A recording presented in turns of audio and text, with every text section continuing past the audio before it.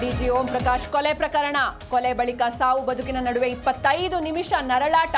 CCB ತನಿಖೆ ವೇಳೆ ಸ್ಫೋಟಕ ಸತ್ಯ ಬಯಲು.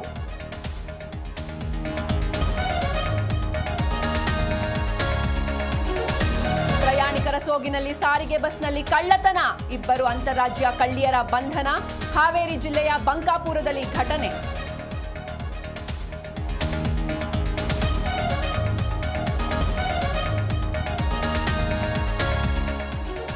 ಸೋನು ನಿಗಮ್ ವಿರುದ್ಧ ಮುಂದುವರೆದ ಆಕ್ರೋಶ. ಗಾಯಕನ ಬಂಧನಕ್ಕೆ ಒತ್ತಾಯಿಸಿ ಕರವೇ ಪ್ರೊಟೆಸ್ಟ್. ನಾರಾಯಣಗೌಡ ನೇತೃತ್ವದಲ್ಲಿ ಫ್ರೀಡಂ ಪಾರ್ಕ್ನಲ್ಲಿ ಪ್ರತಿಭಟನೆ.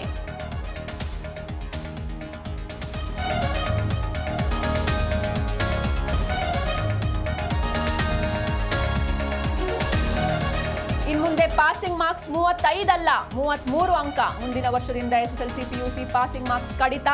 ಕಾನೂನು ತಿದ್ದುಪಡಿಗೆ ಶಿಕ್ಷಣ ಇಲಾಖೆಯಿಂದ ಸಿದ್ಧತೆ.